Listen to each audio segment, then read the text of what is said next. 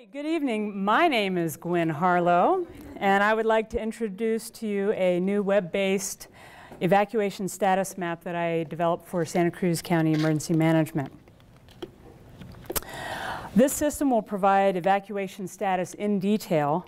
It'll improve the common operating picture and inform the public. So this evening, what I'd like to cover is I'd like to talk about emergency management and the common operating picture. I'd like to introduce you to Santa Cruz County, give you a little background of Santa Cruz County and the city of Nogales. I'd like to talk about what concerns emergency management in Santa Cruz County.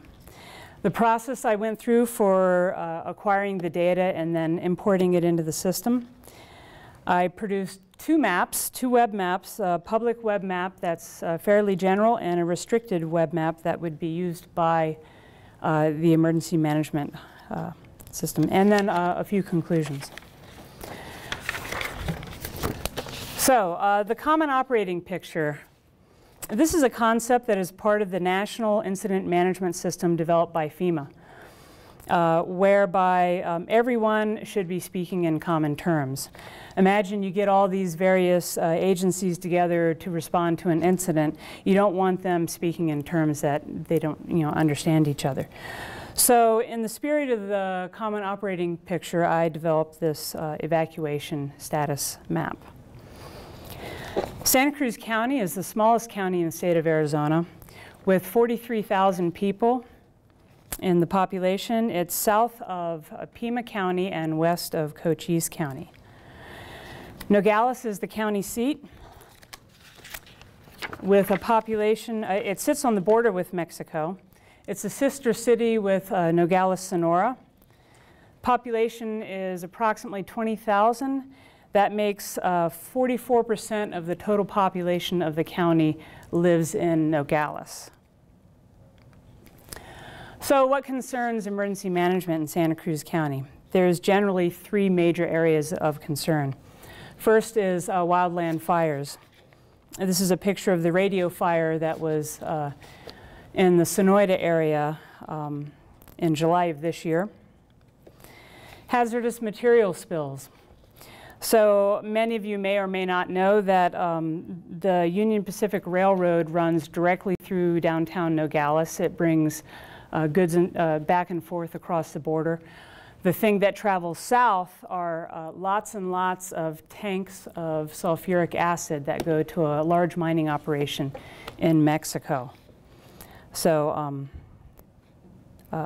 this particular derailment happened this year on that very line, but in Mexico. And then, of course, there's monsoonal flooding. I don't know if you can see. That's the old 1904 historic courthouse, and this is downtown Nogales during a monsoon. So this is the most common incident that can happen or that they have to deal with in Santa Cruz County. Monsoons in Arizona, as many of us know, you can have the Santa Cruz River that looks like this easily turn into that. And the Nogales Wash can go from this to that, which is pretty dramatic. So it's because of that I decided to use monsoonal flooding in my process. Generally speaking, the process starts with identifying the evacuation zone.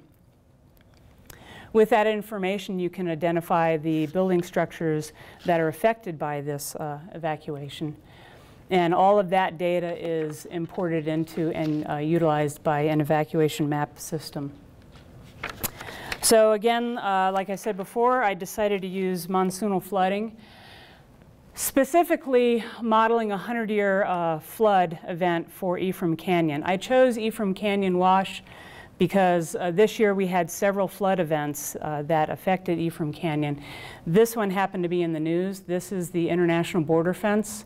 And water and debris pushed up against that fence and actually pushed it over, releasing a wall of water that rushed up Western Avenue. And you can see here the watermarks, requiring evacuation of several residences and also a swift water rescue.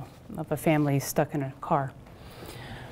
So here we see the study area represented by the red line. Let me see if I can get this. Ephraim Canyon enters the United States just west of the Mariposa Port of Entry and then flows up through along Western Avenue before this is just a tunnel where it dumps into or flows into the Nogales Wash. Nogales Wash runs along Grand Avenue right through downtown Nogales and eventually flows into the Santa Cruz River.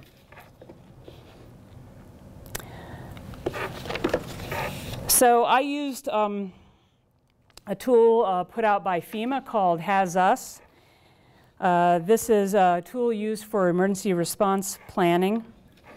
The process, the workflow process used in creating the 100-year flood model goes something like this. It starts out by defining a topography based on a study region. In my case, the study region was the boundary of Santa Cruz County. With this information, we create a stream network. From there, we define a scenario. The scenario in this case is a 100-year flood event for Ephraim Canyon Wash. Then you run a hydrology tool, which produces a delineated floodplain. Here we see the digital elevation model. What HasUs does is it takes, when you tell it the study region, which is the boundary of Santa Cruz County, it goes out to the national elevation data set and pulls down the digital elevation representing that could be used to do the studies in that region. With this information, we produce the stream network, which is represented in blue. From here, it produces two pieces of data that I'm interested in. One is the flood zone, which is a polygon data, and then the other is a raster set that will show the flood levels, the water depth levels in that flood area. So the flood area becomes the evacuation zone, basically. So I use that information to extract the building footprints that are affected by this flood zone. So all of this goes into a database. This is really complicated, so we're going to simplify it. Basically, we have two different types of information: public information and then restricted information. The public information is located in a EOC events data set. And this includes the evacuation zone and general information about shelters. The restricted information is specific information related to the buildings that will be evacuated and the more specific data related to the national shelter system. And both of these data sets are kind of glued together by the events table. Now there's a relationship classes bringing all this information together. I'd also like to point out that this building status table provides, this is to hold the updates about specific statuses for individual structures. From here, we're going to talk about the web services configuration. I have 3 servers, actual computers that are the backbone of this. The first one is the database server. It houses the enterprise SQL database.